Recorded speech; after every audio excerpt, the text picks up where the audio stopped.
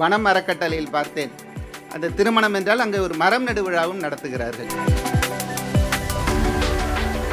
எண்ணம், சொல், செயல், பழக்கம் இதை வழக்கமாக மாற்றி இன்றைக்கு தமிழர் பண்பாடாக, இந்த பகுதியின் பண்பாடாக மாற்றி இருக்கிற சர்க்கரை நோயின் தலைநகராக இன்றைக்கு இந்தியா இருக்கிறது. நம்முடைய வாழ்க்கை முறையில் நிறைய மாற்றங்கள் தேவை.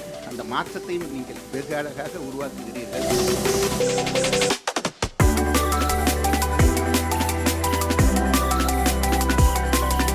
எல்லோருக்கும் வணக்கம். பேராளுமைகள் நிறைந்திருக்கிற அவையை வணங்கி மகிழ்கின்றேன். என காலத்தின் அருமை கருதி பொதுவாக 1+1 2 அப்படிம்பாங்க. ஆனால் பொதுவாக 1+1 11 என்று சொல்பவர்கள் அதிகம் இல்லையா? 11. அப்படி பல்வேறு அமைப்புகளை இணைத்து இன்றைக்கு 11ஆம் ஆண்டில் அடியெடுத்து வைக்கிற வனத்துக்குள் திருப்பூர் அமைப்பிற்கும் அதோடு இணைந்து செயல்படுகிற அனைத்து அமைப்பிற்கும் எனது வாழ்த்தையும் வணக்கத்தையும் தெரிவித்துக் கொள்கிறேன். எண்ணம், சொல், செயல், பழக்கம், வழக்கம், பண்பாடு, கலாச்சாரம். இப்போ நம்ம நிறைய சொல்கிறோம் இல்லையா? தமிழர் பண்பாடு, தமிழர் கலாச்சாரம், இப்படியெல்லாம். அதற்கான அடிப்படை எண்ணம். மகரிஷி அவர்கள் சொல்லும்போது எண்ணம் ஆராய்தல் அப்படின்னு ஒன்று சொல்லுவாங்க. எனவே எண்ணத்தில் முதல்ல புரிதலும் தெளிவும் இருக்கணும். இன்றைக்கு வனத்துக்குள் திருப்பூர் இங்கே இருக்கிற பள்ளி கல்லூரிகளில் வெகு அழகாக இதனுடைய முக்கியத்துவத்தை அங்கே உணர்த்துகிறார்கள். அடுத்தது சொல். இதை குறித்து நிறைய பேசுகிறாங்க. பேச்சு மட்டுமே மாற்றத்தை கொண்டு வருமா என்றால் இல்லை, செயல். அப்புறம் அதை பழக்கமாக மாற்றி இருக்கிறார்கள். எந்த ஒரு நல்ல நிகழ்ச்சி, திருமணம், அன்றைக்கி வனம் அறக்கட்டளையில் பார்த்தேன். அந்த திருமணம் என்றால் அங்கே ஒரு மரம் நடு விழாவும் நடத்துகிறார்கள். எண்ணம், சொல், செயல், பழக்கம் இதை வழக்கமாக மாற்றி இன்றைக்கு தமிழர் பண்பாடாக, இந்த பகுதியின் பண்பாடாக மாற்றி இருக்கிற வனத்துக்குள் திருப்பூர் அமைப்பிற்கு என்னுடைய வாழ்த்தும் நன்றியும். இதற்கு ஒரு முன்னோடி ஒரு நிகழ்ச்சி இருக்கிறது. ஜார்க்கண்ட் மாநிலத்தில் அங்கே அந்த அரசாங்கம் ஒரு முடிவெடுக்கிறது. மரங்களை 1970 மரங்களை வெட்டி அந்த மாநிலத்திற்கான வருவாயை அதிகரிக்க வேண்டும். அப்போது அங்கே ஒரு இயக்கம், சிப்கோ மூமெண்ட் அப்படின்னு, மரங்களை கட்டி அணைக்கிறது. அப்படி ஒரு அமைப்பை ஏற்படுத்தி அந்த மரங்களை வெட்டுவது அங்கே தடை செய்யப்படுகிறது. அதற்கு ஒரு முன்னோடி எதுன்னு கேட்டிங்கன்னா, 1730 ராஜஸ்தான் மாநிலத்தில் ஒரு அமைப்பு, அதாவது அமிர்தா தேவி என்கிற ஒரு அம்மையார் என்ன செய்கிறாங்கன்னா, அங்கே இருக்கிற ராஜா மரங்களை, அவருடைய அரண்மனை கட்டுவதற்காக மரங்களை வெட்ட சொல்கிறார். அப்போ அந்த மரங்களை போய் வெட்டுறாங்க. அங்கே இருக்கிற அந்த அமிர்தா தேவி அம்மையார் என்ன பண்ணுறாங்க, இந்த மரம் வெட்டுறாங்கன்னு கேள்விப்பட்டோன்னே போய் அந்த மரத்தை கட்டி அணைச்சிக்கிறாங்க. அந்த கட்டி அணைச்சிட்டு அவங்க என்ன சொல்கிறாங்கன்னா, அதை வெட்டியே ஆகணும் அப்படின்னு சொல்லும்போது, என்னை வெட்டி விட்டு அந்த மரத்தை வெட்டுங்கள்ங்கிறாங்க. அவர் அப்போ அவன் இந்த என்ன அரசர் ஆணை இல்லையா, அவரை வெட்ட முடிவு செய்கிறாங்க. அப்போது அந்த அம்மா சொல்கிறாரு, உருளுகிற தலையை விட உருளுகிற மரம் மதிப்பு கூடியது என்று சொல்லி முதலாவது அவர் பலியாகிறார். அதை பார்த்து அவருடைய 3 மகள்களும் ஓடி வராங்க. அவர்களும் அந்த மரத்தை அணைக்கிறார்கள். அவர்களுடைய தலையும் தரையில் உருள்கிறது. அப்படியே அதை அடிவற்றி 362 பேர் அந்த இடத்தில் கொல்லப்படுகிறார்கள். அது அந்த அரசருக்கு போய் தெரிகிறது. அந்த நிகழ்வு, அந்த மரம் வெட்டுகிறது, அதாவது ultimate success of anything is emotional connect. இன்றைக்கு வனத்துக்குள் திருப்பூர் அதை தான் செய்து கொண்டிருக்கிறது. மக்களிடம் உணர்வு ரீதியாக இணைக்கிறது. அந்த 1730 நடந்த நிகழ்ச்சிக்கு எது தெரியுமா அடிப்படை? 1520 ஒரு ராஜஸ்தானில் ஒரு பெருவறட்சி. அந்த வறட்சி வரும்போது அங்கே இருக்கிற ஒரு மிகப்பெரிய செல்வந்தர் அவர் தான் முடிவு பண்ணுறார், இந்த வறட்சிக்கு காரணம் நாம் தான் என்று அந்த மக்கள் இயக்கமாக இதை மாற்றுகிறார். மரம் நடுவதும் நீர்நிலைகளை பராமரிப்பதும். அதாவது வனத்துக்குள் திருப்பூராக மட்டுமில்லாமல் உலகத்திற்கான செய்தி. நீங்கள் துணிகளை மட்டும் ஏற்றுமதி செய்யவில்லை, நல்ல பல கருத்துக்களையும் ஏற்றுமதி செய்கிற உங்களுக்கு நான் அநேகமாக இந்த நிகழ்ச்சியை தான் குழந்தைகளை பார்க்கலை, வேறும் விழுதும் சந்திக்கிற நிகழ்ச்சி. நான் சொல்கிறேன், நம்முடைய இளைஞரணி ஐயா கேத்தனூர் ஐயா அவர்கள் 80 வயதில் எப்படி ஒரு சாதனை மனிதர் பாருங்கள். இத்தகைய ஆளுமைகள். அதே மாதிரி மிகப்பெரிய செல்வந்தர்கள். அந்த ஐயா நீங்கள் இந்த வாழ்க வளமுடன் சொல்லும்போதே எனக்கு ஒரு புல்லரிப்பு. அந்த உணர்ந்து சொல்லுதல். என்ன சொல்லுவாங்கன்னா, நீங்கள் வாழ்க வளமுடன் சொல்லும்போது எதில் இருக்கிறவருக்கு பலன் அளிக்குதோ இல்லையா, அது உங்களுக்கு பலன் அளிக்கும். அதே மாதிரி இன்றைக்கி பொருளாதாரம் கூட கூட மனச்சிக்கல் கூடிடுது. இந்தியாவில் 26% பேர் ஏதோ ஒரு மனநோய்க்கு ஆட்பட்டு இருக்கிறோமா. அப்போ அதெல்லாம் வராமல் இருக்கணும்னா நீங்கள் சொல்கிறது தான் அருமருந்து. அதே மாதிரி உடற்பயிற்சி. இன்றைக்கு உலகத்தில் இந்த cancer capital of the world எது? இந்தியா. அது மட்டும் சர்க்கரை நோயின் தலைநகராக இன்றைக்கு இந்தியா இருக்கிறது. அதற்கு காரணம் நம்முடைய வாழ்க்கை முறையில் நிறைய மாற்றங்கள் தேவை. அந்த மாற்றத்தையும் நீங்கள் வெகு அழகாக உருவாக்குகிறீர்கள். ராமராஜ ஐயா அவர்கள் சொல்லும்போது சொன்னார், அறம் நாங்கள் செய்கிறோம் ஆனால் வெளியிலெல்லாம் தெரியாதுன்னு. ராமராஜ ஐயா அப்படி இல்லை, அவர் செய்கிற நல்ல பணியும் வெளியில் தெரியுது. தெரியணும் தான் குட் கண்டேஜியன், நல்ல தொற்று. நாம் இதை இன்றைக்கி வனத்துக்குள் திருப்பூர் என்ன செய்கிறீங்கன்னு உலகத்துக்கு சொல்லும்போது தான் மீதி பேர் உங்களை பின்பற்றுறாங்க. நீங்கள் சொல்கிறீங்க நான் திருப்பூரை தாண்ட மாட்டோன்னு, ஆனால் சென்னையில் உங்களை பற்றி பேசுகிறார்களே எப்படி? இது செய்தியாக தினமலருக்கு நன்றி சொன்னீங்க, எதுக்காக சொன்னீங்க? இந்த செய்தி வெளியில் வரும்போது தான் மீதி இடத்துக்கு அந்த போகும். அதே மாதிரி இந்த நாளில் இன்னொரு சிறப்பை பார்த்தேன். பொதுவாக ஹியூமர் கிளப் ராமராஜ அவர்கள் நிறைய அங்கே நன்கொடை கொடுக்குறாங்க. அவங்க மட்டும்தான் 3 மணி கூட்டம்னு பார்த்தீங்கன்னா 2:30க்கு மீட்டிங் ஆரம்பிச்சிருவாங்க. ஏன்னா அரங்கம் நிறைந்திருக்கும். இன்றைக்கி நீங்கள் ஆனால் 9 மணின்னு போட்டிருந்தீங்க, 8:30க்கெல்லாம் கூட்டம் ஆரம்பிச்சிட்டிங்க. அதற்கு ஒரு நல்ல கரவொலியும் ஒரு பாராட்டும், குறித்த நேரத்தில் தொடங்குவதும் முடிப்பதும் என்கிற சிறப்பு. இப்படி பல்வேறு சிறப்புக்குரிய இந்த அமைப்போடு இணைந்து வேலை செய்கிறோம். அதாவது ஐயா அங்கே உறுதிமொழி அங்கே எடுக்கும்போது மழை வளத்தை பற்றி பாட்டு பண்ணேன். மாறி அளவாய் பொழியன்னாங்க இல்லையா? மாறி அளவாய் பொழிய மக்கள் வளமாய் வாழ. இது ரெண்டுக்கும் மிகப்பெரிய சிக்கல் இன்றைக்கி இருக்குது. மாறி இனிமே அளவாய் பொழியாது அப்படின்னு. ஏன்னா நம்ம தமிழ்நாடு அரசு செலவு செஞ்சு ஒரு கிளைமேட் ஸ்டுடியோ அண்ணா யூனிவர்சிட்டியில் உருவாக்கியிருக்காங்க. இப்போ அவங்க என்ன சொல்கிறாங்கன்னா, மழை இனி மாறும், அதாவது 10 மடங்கு 2.5 மடங்கு அதிகரிக்குங்கிறாங்க. கொட்டி தீர்த்து விடும், க்ளவுட் பஸ்ட் என்று சொல்கிறார்கள். அதே மாதிரி மக்கள் வளமாய் வாழங்கிறாங்கல்ல. இன்றைய உலக பொருளாதாரம், இன்கம் டேக்ஸ் ஆஃபீஸர் ஐயா இருக்காங்க, உலக பொருளாதாரம் தோல்வி பொருளாதாரம், less than 1% is wealthier than the rest of the world. இப்போ என்ன சொல்கிறாங்கன்னா, கிளைமேட் ரெஃப்யூஜிஸ் என்று காலநிலை அகதிகள் இன்றைக்கு உருவாகி கொண்டு இருக்கிறார்கள். இந்தியாவில் ஆல்ரெடி நடந்து கொண்டு இருக்கிறது. அப்புறம் இன்றைக்கு வனத்துக்குள் திருப்பூர் எனக்கு ஒரு இந்த இடத்துல இருக்கிற இன்னொரு பெருமை. ஏன்னா இவங்க யார்கிட்ட பேசினாலும் சொல்லுவாங்க நாங்கள் திருப்பூரை தாண்ட மாட்டோன்னு. கோபாலன்னு இப்போவும் சொல்லிகிட்டு இருக்கிறார் நாங்கள் தாண்ட மாட்டோம். நீங்கள் தாண்டி ரொம்ப நாளாச்சுன்னு. மதுரையில் உங்கள் வண்டி ஓடிக்கிட்டு இருக்கு. மதுரை மாவட்டத்தில் வனத்துக்குள் திருப்பூரின் வாகனம் ஓடிக்கொண்டு இருக்கிறது.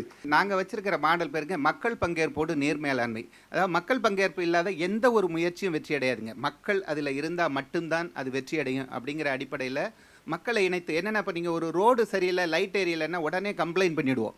ஆனால் நீர்நிலை காணும்னா நமக்கு தெரியாது. நம்ம வடிவேல் சொல்லுவார் இல்லையா, என் ஊரில் என்னோடய வீட்டில் வட்டக்கணத்தை காணும்னு. நம்ம ஊரில் ஏரி, குளம், ஆறு, கண்மாய் இப்போ இந்த பாட்டில் சொன்னால் அத்தனையும் காணும். என்ன காரணம் அப்படின்னு கேட்டிங்கன்னா, உங்களுக்கு டேப்பில் தண்ணி வரனால அது எங்கேருந்து வருதோ அது சோர்ஸு தெரியாது.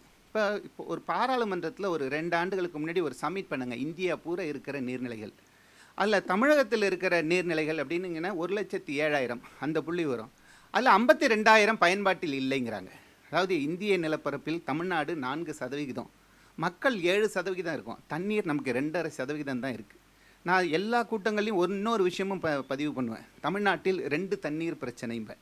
ஒரு தண்ணீர் அதிகமாக இருப்பதால் பிரச்சனை, ஒரு தண்ணீர் குறைவாக இருப்பதால் பிரச்சனை. அப்போ அந்த குறைவாக இருக்கிற தண்ணீரை எப்படி நிறைவாக்கலான்னு அதாவது இங்கே தமிழ்நாடு அரசு 10 ஆண்டுகளில் 40,000 கோடி நீர்நிலைகளுக்காக செலவு செஞ்சுருக்கிறாங்க. அப்போ ஏன் அது வெற்றி அடையலைன்னா அதில் மக்கள் இல்லை. அதில் மக்களை இணைக்கணும். இந்த அவர் சொன்னார் இல்லையா 7 மிஷின், அதாவது நாங்கள் எஸ்கவேட்டர்ஸ் வச்சுருக்குறோம். அந்த மிஷினில் என்ன செய்கிறாங்கன்னா, அதை நாங்கள் உங்கள் சொந்த வண்டி மாதிரி அந்த வண்டியை கொடுத்துரும்.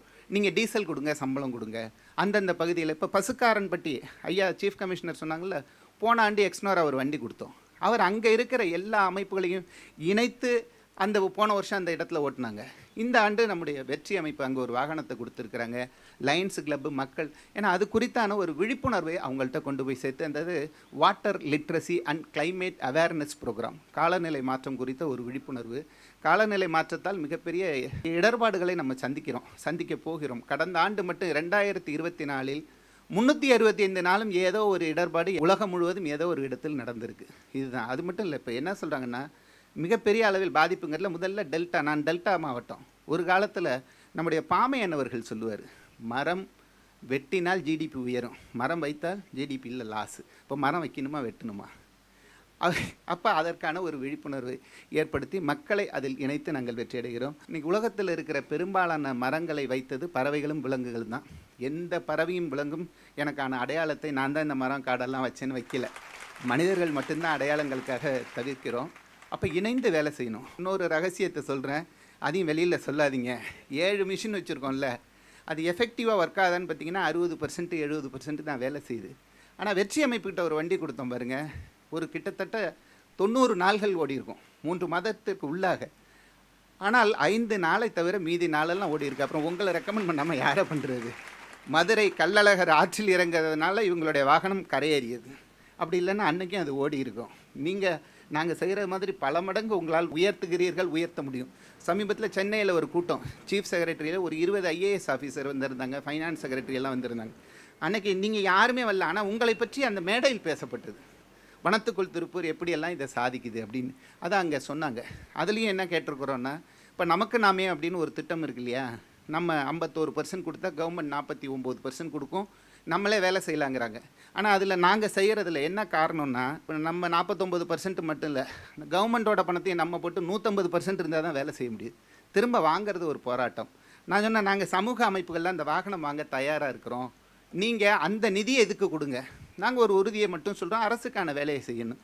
இப்போ நம்ம ஃபைனான்ஸ் செக்ரட்டரிகிட்ட பேசியிருக்கிறோம், நீங்கள் அதில் நிறைய வண்டி வாங்கி தமிழ்நாட்டில் இந்தியா முழுவதும் வேலை செய்ய வேண்டும் என்று வேண்டுகோள். அதே மாதிரிங்க துணி கழிவுகளை அதிகம் உருவாக்குற நாடு நம்ம இந்தியா.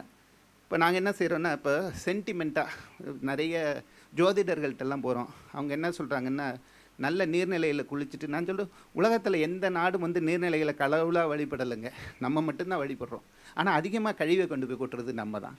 என்ன செய்கிறாங்கன்னா, பாபநாசத்தில் பார்த்திங்கன்னா தண்ணியில் குளிச்சுட்டு அந்த நல்ல துணி, அதுவும் ஜோதிடர் என்ன சொல்கிறான்னா, அவன் பாவம் கஷ்டம், அண்ணன் சொன்னார்ல கஷ்டம் இல்லாமல் இருக்கணும்னா நிறைய பயிற்சி எல்லாம் செய்யணும்னு. அவன் என்ன செய்கிறான்னா, இதெல்லாம் செய்கிறத விட்டுட்டு நேராக போய் தண்ணியில் குளிச்சுட்டு புது துணியை தண்ணியில் விட்றான். தண்ணியில் துணியை விட்டால் பாவம் போகுமா சேருமா? நாங்கள் என்ன செய்கிறோன்னா, அங்கே இருக்கிற சாமியாரை பிடிச்சிருக்கோம். நல்ல ஒரு ரொம்ப அருமையான ஒரு சாமியார் இருக்கார். அவர் அங்கே ஒரு ஐயா, கேத்தன் ஒரு ஐயா மாதிரி ஒரு 80 வயது அம்மா அங்கே வாசலில் வெளியில் உட்காந்து மைக்கில் சொல்கிறாங்க, துணியை தண்ணியில் போட்டு பாவத்தை சேர்க்காத, தண்ணியில் நனைச்சிட்டு ஒரு தொட்டியில் போடுங்க. நாங்கள் என்ன செய்கிறோம், இப்போ ஒரு 30 பேருக்கு வேலை கொடுத்துருக்குறோம். எப்படின்னா, அந்த துணிகளை எடுத்து நல்ல துணிகளில் ரீசைக்கிள், இப்போ நீங்கள் யூடியூப்லலாம் போட்டிங்கன்னா 33 ரூபாய்க்கு புடவை எப்படி கிடைக்கும்? இந்த தண்ணியில் விடுற துணியை எடுத்து அழகாக போட்டு டேகை போட்டு விற்றுடுறான் ஆன்லைனில். நாங்கள் என்ன செய்கிறோம், அந்த நல்ல துணியெல்லாம் அவங்க விற்றுட்டு அந்த மீதி துணி இருக்குல்ல, அதில் எடுத்து இப்போ மிதியடி செய்கிறோம். இப்போ ஒரு 30 பேருக்கு வேலை கொடுத்துருக்குறோம். தமிழ்நாடு தாங்க இந்தியாவிலேயே அதிக இந்த மிதியடிகளை வெளிநாட்டு மாநிலங்களுக்கு அனுப்புகிறோம். நாங்கள் இப்போ என்ன சொல்கிறோம், இந்த பழைய துணிகளிலிருந்து அந்த மிதியடிகளை செய்யுங்க, இது பல ஆயிரம் பேருக்கு வேலை வாய்ப்பு கொடுக்க முடியும். ஏன்னா நீங்கள் உங்கள் ஊரில் கொல்லந்தெருவில் ஊசி விற்கிறேன் பொதுவாக சொல்கிறாங்க, இந்த ப்ராடக்ட் பண்ணணுன்னா 30% கேபிட்டல், அந்த மூலதனம் வேணுங்கிற அந்த ரா மெட்டீரியல் காஸ்ட்டுன்னு. எங்களுக்கு அந்த ரா மெட்டீரியல் 0 காஸ்ட்டில் கிடைக்கிது. இதே மாதிரி ராமேஸ்வரம் இது மாதிரி இடங்கள் எல்லாம் வேலை செய்யலான்னு மக்கள் இணைந்து இந்த வேலைகளை செய்து கொண்டு இருக்கிறோம். நான் இன்னொரு முக்கியமான பதிவு என்னென்னா, நல்ல விஷயங்களுக்கு பணம் தேவையில்லை, மனம் தேவை. இன்றைக்கி பெரிய மாற்றத்தை ஓசை அமைப்பு இந்த பகுதியில் செஞ்சிட்ருக்கிறாங்க. மாணவர்கள்ட்ட விழிப்புணர்வாக இருக்கட்டும், செயல்படுத்துவதை எப்படி காளிதாஸ் இருக்கிறார, தம்பி செழியன் முன்னாடி இருக்கிறார், வெளிநாட்டு தமிழர்களோட இங்கே இந்தியாவில் கனெக்ட் பண்ணுற ஒரு நல்ல வேலைகள் எல்லாம் செய்யக்கூடிய தம்பி, இப்படி பல்வேறு சாதனையாளர்களுக்கு மத்தியில் நான் உறுதியாக சொல்கிறேன், இந்த வனத்துக்குள் திருப்பூர் வனத்துக்குள் தமிழமாக, வனத்துக்குள் இந்தியாவாக உறுதியாக மாறும் என்று சொல்லி வாய்ப்பிற்கு நன்றி கூறி விடைபெறுகிறேன். நன்றி, வணக்கம். மரம் நடுறது மட்டும் இல்லாமல் குளத்தை தூர்வாடுறது, ஆற்று தூர்வாடுறது, ஹைலி குவாலிஃபைட் டாக்டர்ஸ் இருக்கிறாங்க. வெல் எக்யூப்ட் ஹாஸ்பிட்டல்ஸ் இருக்குது. எல்லா ஹாஸ்பிட்டலும் நல்ல புது புது எக்யூப்மெண்ட்ஸ் இருக்குது. ஆனால் நோய்கள் குறைஞ்சிருக்கா?